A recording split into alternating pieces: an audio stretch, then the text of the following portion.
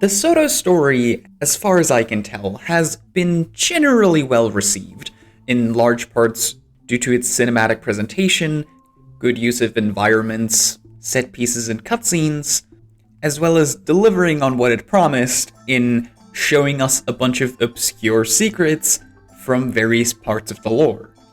For me, however, something was bothering me about the Soto story basically since I first played it, and I came up with like a million justifications of why that was, but it required me replaying the story to really put my finger on it. Because the Soto story is really good from a directorial perspective, but from a writing perspective, well, that's what we're gonna go over in this series, because there's a lot of little things that just, if you're somebody like me and you pay a lot of attention to the writing, can be very frustrating. So this series is going to be an extensive deep dive and critique of Soto's writing, and you might end up learning quite a bit more about storytelling and writing than you might think initially. Now, I originally didn't want to do this as a series. This was supposed to be a singular video, but then I recorded the first live stream of me replaying the story, and ended up with 3 pages of real-life notes and 4.5 pages of script that came out of that. So yeah, that wasn't going to work out. And since ideally I want to get at least most of this out there before the next story patch, I'm gonna have to split this up across multiple videos again. I really picked an awkward time for this. Now, I shouldn't have to say this, but obviously in a deep dive critique, there's gonna be spoilers. In fact, I'm not only spoiling the entirety of Secrets of the Obscure, I'm also spoiling every other part of the story, because comparing and contrasting is important to critique. And second disclaimer, despite me probably saying a lot of negative things about the story, I didn't hate it, and all of this is coming from a place of wanting to see the story be the best version of itself that it can be by looking at many of the little things that really could have been improved. So now that we're on the same page, let's get started. In this video, I'm going to be going over the first 3 chapters of Secrets of the Obscure, which is what I covered in the first live stream. I actually am recording this on the morning after I did that stream, so I actually haven't replayed the latter section of Soto yet. And if I end up changing my mind on something as we go along, you will hear about it. Now, to get a bias of mine out of the way that is relevant before you even start the prologue, I am really not a fan of the secret organization puppet master trope that the whole astral court, astral ward, whatever is based on. I think they can work really well with the right setting and atmosphere, but that is mostly in like horror genres or horror adjacent genres, which is parts that Soto plays off of, but I don't think they pull it off particularly well, and that is something that's going to come up again and again as we go through this critique. But that part is not where the story starts us off. Instead, we start the story off by being called to our home instance with a male that is a reporter that's posing as Tiny. Apparently, the commander is vulnerable to phishing. This prologue instance is a future-proofed way of giving people that either don't own or haven't played End of Dragons an in-universe recap of the events of the story, or rather, of the most crucial results of that story. It's fun, and I like that they did it in-universe rather than doing it through a cutscene, but it's also weirdly disconnected from everything else. It comes up again right at the end of the story, where we actually end up hearing the report that comes out of it, but very little of the results of the Dragon Cycle are actually connected to the events of Soto, so I don't know how much this was actually necessary. I don't really mind it though. The part that I do think is really important here is how the scene ends, and the characterization of the commander that we see at that moment. We get out of this interview by getting another mail, this time from the real Tiny, sending us the upgraded comms unit. Afterwards, we begin calling all our friends to test it out, eventually ending up on Ivan. Now, again, this is a very cute scene where all of the various personalities of the characters really shine through in the pre-recorded messages. It's really cute. I wish they would have used it a little bit better to give us reasons as to why everybody else is absent here, or even just to catch us up on what they've been doing in the meantime. But what's the most interesting about this is that this scene characterizes the commander as somebody who cannot adjust to civilian life anymore. They've been so busy chasing one high-stakes threat into the next for the past 10 years, and now between EOD and Soto is maybe the first time they've had a real downtime. And they are incredibly bored. In my headcanon, everyone that's friends with the commander has been busy in between EOD and now with something. Casimir and Marjorie are planning a wedding. Ritlock is dealing with politics back home. Bram is in the hospital. Kaif is figuring out the next path for the Crystal Bloom, so on and so forth. Rama and Gorik are collectively drowning in paperwork. It's just the commander that doesn't really have a civilian life anymore. And I really wish they would have taken this moment to flesh out both these relationships and the background that's being portrayed here, though the messages are at least funny. So, desperate to find something to do, we take Ivan's request to check out what has been happening in Garenhof. And we're off to our first trailer moment, which is going to Garenhof and seeing the Wizard Tower has disappeared. Now, when I say trailer moment, I mean a moment in the story that is specifically designed to get an immediate shocked and or just generally emotional reaction out of people without needing too much context. And Soto is full of these. And it does really play into what the story promised, revealing secrets, right? So these shocking and surprising, not necessarily twists, but just reveals and moments can work really well. They're just not my cup of tea. This one I don't have a highbrow analysis for, it's just, I don't really like him. There is a bit of a reason for this though, because I think most of them aren't as fleshed out as they could be, because they don't feel as integrated into everything else that is happening as they should, and I'll be giving enough examples of that as we go through. But for the moment, we arrive at Garenhof and start interviewing some of the villagers, and I do like this scene quite a lot because it expands on the connection of the Wizard's Tower to the rest of the world, or at least the area it's affecting.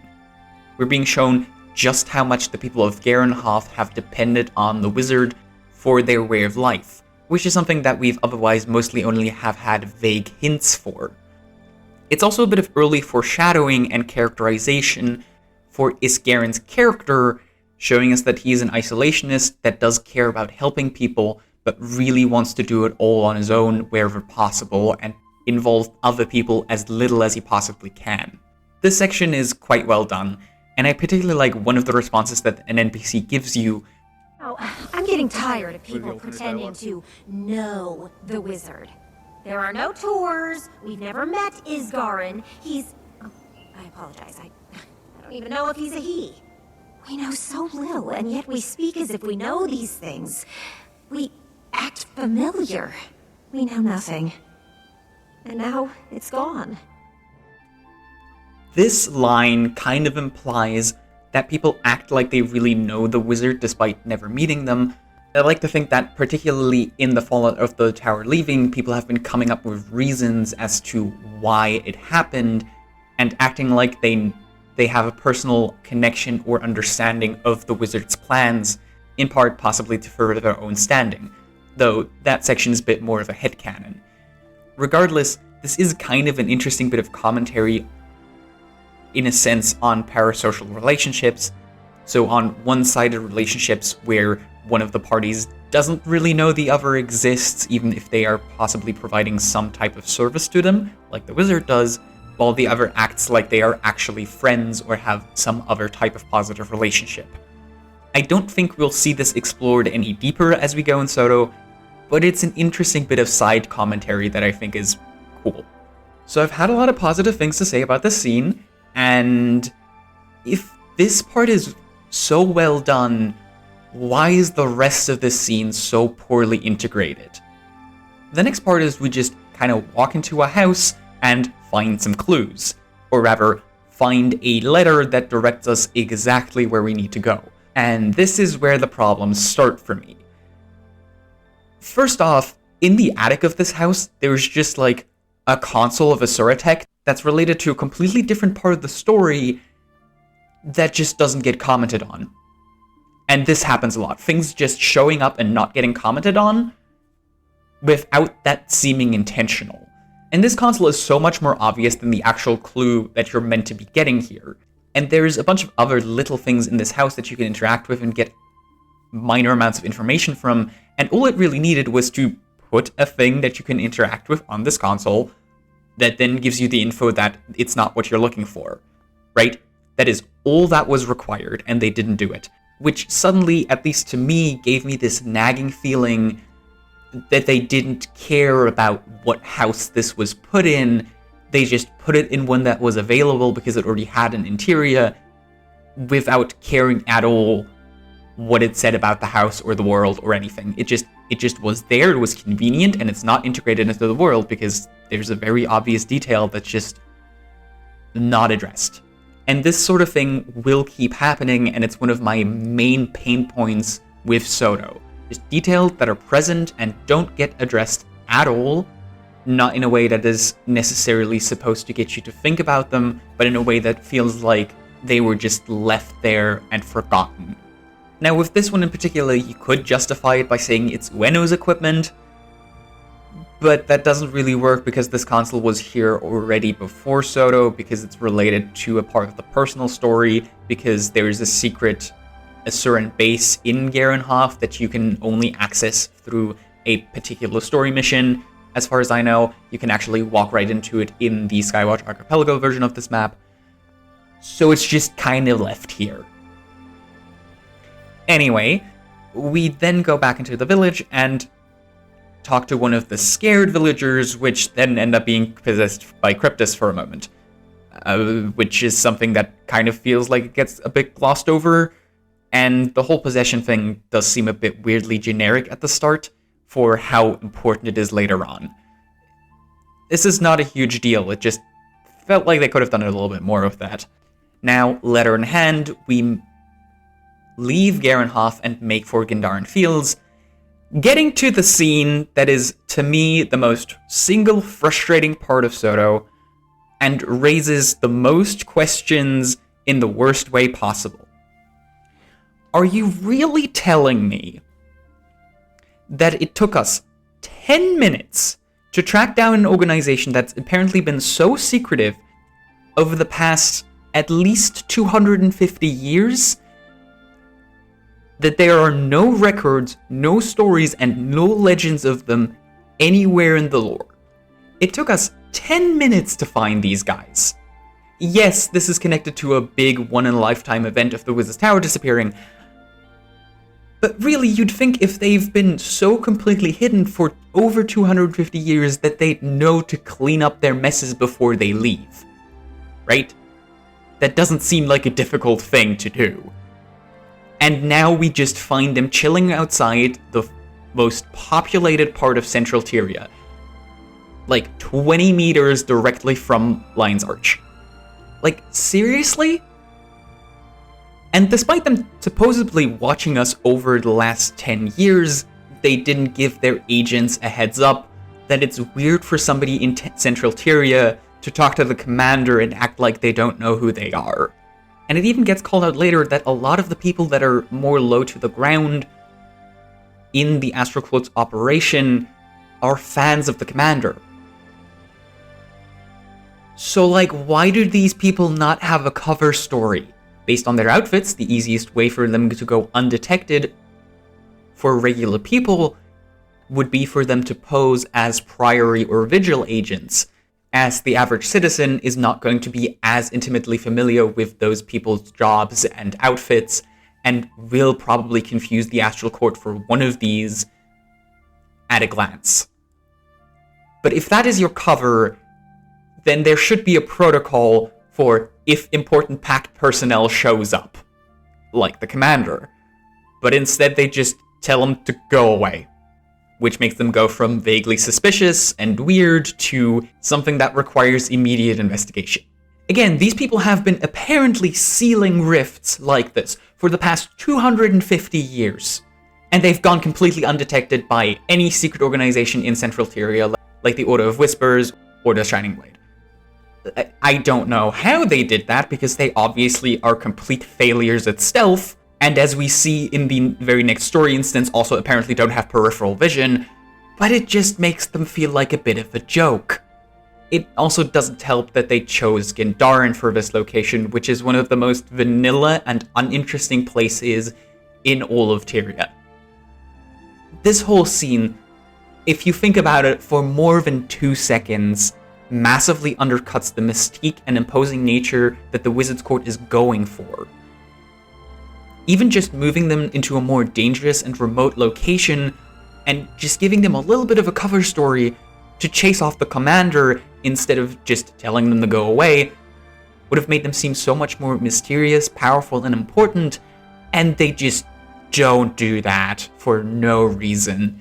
It would have required no change to the story's events to just put them in Fireheart Rise, or near the Brand Scar, or any other place that is not easily accessible by regular people, hasn't necessarily massively changed through the story in the meantime, unlike, say, Or, for example, and has some greater connection to magical events of Tyria. It would not have been that hard. It also, if you think about it for a little bit longer, makes the Cryptis seem like way less of a big deal than they're supposed to be, because it kind of implies that they are immediately a threat, not because they are dangerous in and of themselves, but just because they are near a populated area.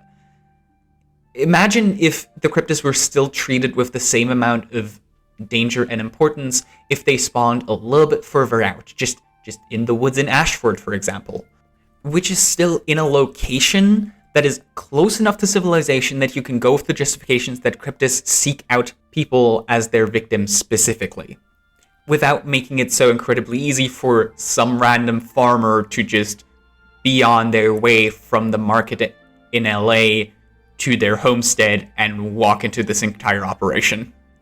But hey, we get through the somewhat janky stealth scene. I like that I'm not even in the bushes. We'll be right behind. Imagine if I... Stay swift, be brave. Better guarded than I thought. I'll find a more discreet way. Imagine if I wasn't a tiny Asura.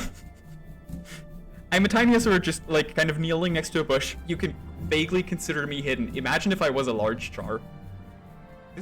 And get pulled into the rift, starting us off on Chapter 2, where we get, presumably, pulled into the realm of dreams, Neiros, which, might I add, is a really cool mythology reference. The first demon of this kind that we met was Deimos, whose other paired god of fear is Phobos, which is where the name Temple of Phoebe comes from, and then there's Neiros, there's the realm of dreams, which is also the god of dreams. There's a lot of cool mythology inspiration here that are enjoyable for people like me. Anyway, it's, again, a really good cinematic moment. Getting pulled into a place that is slightly familiar through its architecture and imagery, but twisted and made more threatening through its color palette and mechanics. It also sets up our villain for this first arc of the story, Ceres, in a fittingly imposing way. Again, both through the gameplay of having us be significantly handicapped while we're in this area, and just a good performance both in the script and the voice. I do, however, have very personally mixed feelings on scripted lost boss fights. This one's fine, but personally, I think it feels a little too winnable with the right build. Like, it's really not actually that hard to stay alive here if you have something that brings enough sustain. And I say that as somebody who rarely actually builds sustain. The repeated full heals that he gets does make it a little more obvious that you're not supposed to win this, but I think they could have done a little bit of a better job here by giving him constant regeneration or like just massive DR instead of full healing him every so often to make it more clear and effective that you are not able to win against this guy in this state. However, this scene does restate the commander's character again that we saw in the prologue through the line, "You are very adamant." Could say the same about you, Ceres. It shows us that the commander, once they have the faintest idea of what is going on and the start of a plan, that they are no longer really scared of what is going on and aren't afraid to take action. It makes a lot of sense. They've seen a lot of shit, and really, what's one more gigantic fear demon to fight, right? We also hear multiple voices talking to us over the course of this fight, including meeting Paitha for the first time, which sets up a plot device that is used throughout the rest of the story well enough, and does give us a little bit of initial reason to trust Pefa when she contacts us later. Once our scripted loss is complete, we get ported to the second mandatory stealth section, and I'll be honest, this one's just goofy. It's supposed to invoke the feeling of a horror game, but it's just too janky to actually effectively build tension. The big bad this time might have peripheral vision, unlike the Wizard's Court, but apparently he doesn't have object permanence. You could justify the AI here by saying he's actively toying with us, but that's giving him a lot of benefit of the doubt. I don't know why we couldn't have done a chase instead that then ended in us being cornered and having a portal opened for us, surprising both ourselves and Ceres. The mechanics of the game lend themselves far more to a scene like that than mandatory stealth, and it would have worked out in a way that was far less conducive to immersion-breaking comedy. Anyway, we leave the Realm of Dreams and now have a scene change, waking up in the barracks that are under attack by Cryptus, being greeted by Soja and Mabon, which is another trailer moment. First off, they bring up rift lag and the idea that going through the mists takes an immediate physical toll on you, which is just straight up a retcon. That is something that has never been a thing before. Like, remember Season 4? Remember us flying through multiple god realms on the back of a dragon? Where was rift lag there? We've gone through too many instances of just briefly going through the mists for this to actually be a thing. It's just another one of those things where they make up something that supposedly has been part of the lore the entire time, but just doesn't work as soon as you think about the world around it. The entire barracks section, from us waking up there to us using the sky scale to seal rifts, is less of a story thing and more of a functional tutorial through gameplay part that introduces us to the Heart of the Obscure, how to use it, and later to the sky scale, at least for people who haven't been using it for the past 4 years. So there's not actually that much to talk about in terms of the writing, because it's a much more functional part of the story.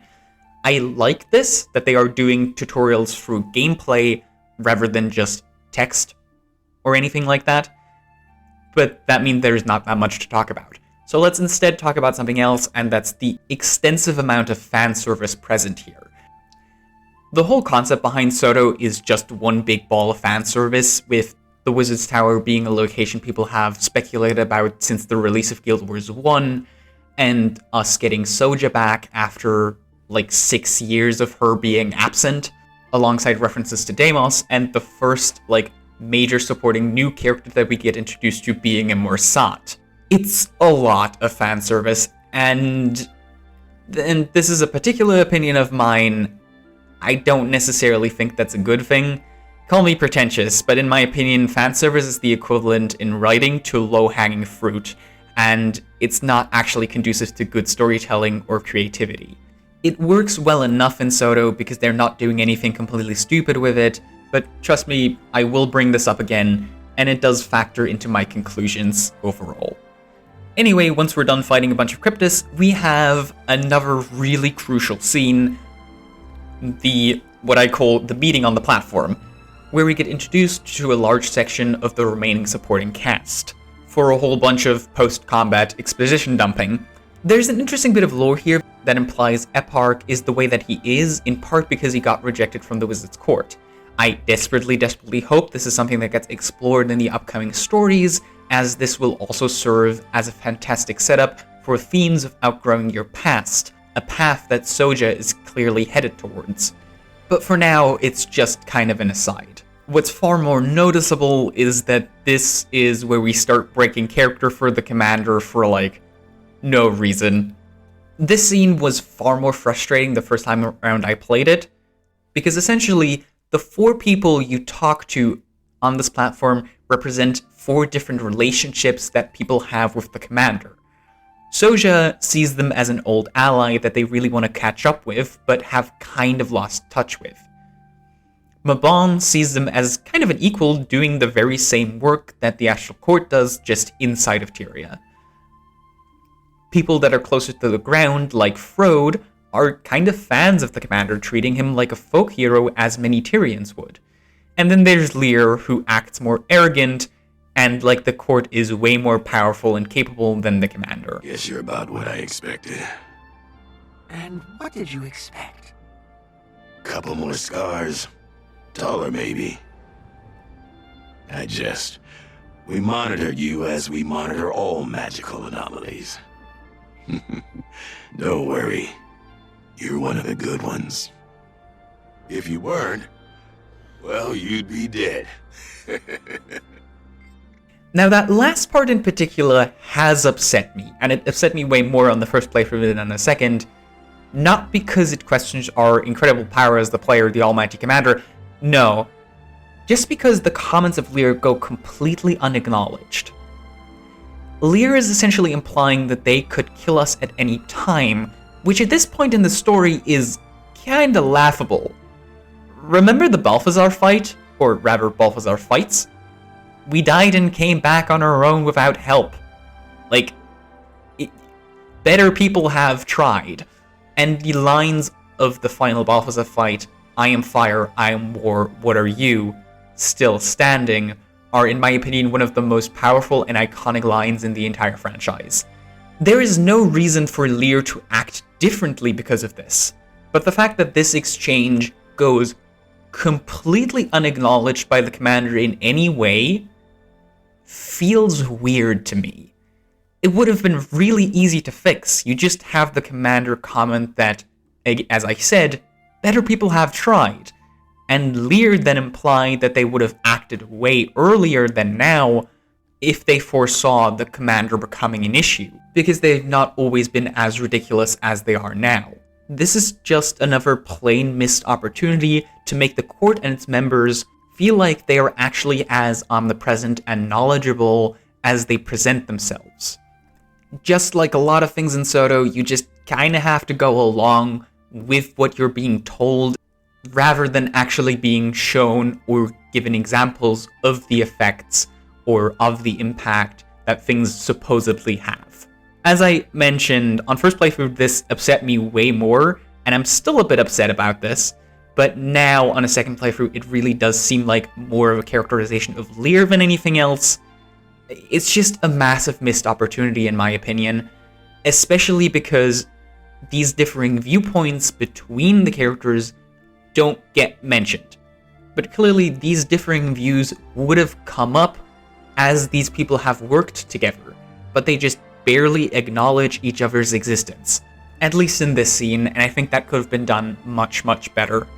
For the second playthrough, I was, however, very pleasantly surprised at Mabon's character, because in my first playthrough, I brushed them off as a bit of a nothing character that mostly existed for exposition and to get fridged later.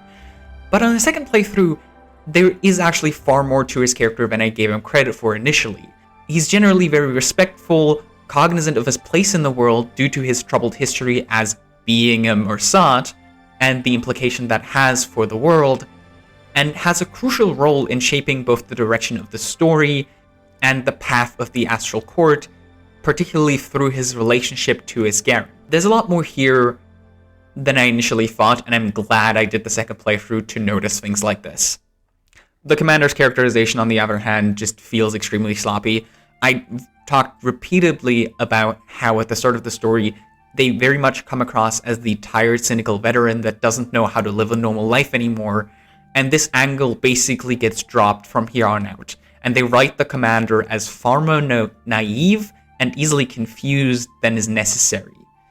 I fully recognize that having a completely cynical character in the long run is exhausting, but not only does it feel like they're breaking character here, it also, by letting just too many things go completely without comment, they're also taking the easy way out, resetting the commander to a state where it's easier to tell a story with them, rather than resolving their own emotional arc by allowing them, by over the course of the story, having them learn to value their own life rather than just what they can do for other people. a savior or a martyr complex is completely reasonable for a character like them to have. Working through this would have been an incredible opportunity, not just to tell a good story, but also as a foil for Zoja's struggles that we see later in the storyline as she's being asked to choose between her memories and her future. And I theorize that she is going to end up committing to becoming a member of the Astral Ward and give up her past, which would be so much more powerful if you had the contrast of somebody like the Commander, who would obviously value the memories of the people that they know and the people that they have saved more than whatever they could become in the future, because the most important thing to them is what they have done for other people, not who they are or who they could become. Instead, we kind of take a back seat, and the Commander doesn't really get an emotional arc through Soto, which is, again, a big missed opportunity. That was a lot, but this whole section has the most immediate focus on various characters and relationships in setting up the story and those characters as major players through the rest of it, so I had a lot to say. Chapter 3 is a lot shorter in terms of story relevance because there's not that much that happens. We get to know the Astral Court a little bit better in how they operate, as well as getting some lore on the Heart of the Obscure, and then we're off to our first of many Cryptus hunting sections. Which, again, here at the start makes sense. They made a huge deal out of Cryptus hunting, or Rift hunting, in the pre-release time, so integrating it into the story just makes sense. This is also where we get contacted by Peifa again, and here I just have some questions. Later on, it kind of makes sense that we don't end up telling people about the voice in our head that haunts us, because she becomes a reliable source of information that can lead us to Ceres or Eparch as we need it, possibly playing into the Commander's character of potentially wanting to use any tool that can help the cause, even if it comes at personal cost.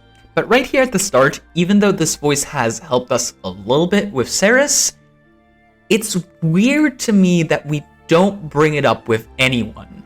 Fair enough, we don't really know the Astral Court, and Mabon is suspicious as hell, so not bringing it up with them makes sense. But after being primed to look out for signs of mental control through now multiple conversations that were had at this point in the story, it seems weird that we don't bring this up to Zoja, who we do trust. Especially when right after this we have an extended one-on-one where nobody else is listening in on us. It's just a plot contrivance that makes the Commander feel so much more naive for no reason. I don't have a perfectly good solution for this one either, but since we have these conversations with Peifa just in the open world when basically nobody else is around, a simple comment from the Commander themselves, speaking to themselves, with a reason as to why they won't be telling anybody, could have resolved this at least somewhat. The whole Dagger section is really more of an excuse to set up the strike, and it does that mechanically quite well, but there isn't much in terms of relevant story here. It does set up Dagda as a character, but as far as I can remember, she's not that heavily utilized later on. Something I find more out of place is Zoja loses somebody she considers found family, and that kind of, again, goes completely uncommented. There's also some more frustrating lines throughout the fight with Dagda, where the Commander comments that there's an overwhelming number of Cryptus, which is, I think, supposed to communicate the issue that they keep respawning, but it's actually a mechanically very manageable amount of adds. So that's a bit disconnected. And then at the end of the fight, while talking with Ueno, there's this line. You look like you've seen a ghost. Or 10. Just another one of these things. We've fought ghosts before, we've fought demons. Why are the Cryptus suddenly a big deal? Instead of just telling us that the Commander looks scared, show us the psychological effect that fighting Cryptus has on someone. It only takes one or two lines for the comm to describe how they have inflicted some sort of detrimental feeling on them that they weren't prepared for and is somehow different from other things we've faced in the past. It's not that the Cryptus shouldn't be scary because of what we've seen before, it's simply a matter of show don't tell that they fail at. They are only telling us that fighting Cryptus is scary, but mechanically they are not any different from what we've had in the past and shouldn't be impressive. because they failed to use the chances that they set up to actually make them feel distinct and scary. The only time they've done this so far is in the scene with Ceres, but that only sets up Ceres as scary, not necessarily all of his minions. And I hope you see now why this needed to be multiple videos. There's just a lot to talk about. And as I said at the start, I don't hate the Soto story. There's a lot of interesting bits here, and a lot of parts that are actually quite good. It's just, there's a lot of little things, and so many missed opportunities that end up undercutting the story, and particularly its believability, which is just so unfortunate. A lot of parts of Soto, not just in these 3 first chapters, but just in general this first arc, is clearly set up for the next following story patches. So I do hope that once we're out of this setup phase and we can get to some payoffs for the things that has been setting up, that things end up becoming more impactful and coherent retrospectively. And I think that is something they can absolutely pull off. But for now, that's been the first 3 chapters, and I'll be back for the rest of them later. If everything goes to plan, then this is coming out on Monday, which means that I should be live a little bit later at 7 p.m. Central European, playing through and giving my thoughts on the next part of the story, starting at chapter 4. So if you want to be there for that live, there's the chance. Anyway, until next time, thank you for watching, and goodbye.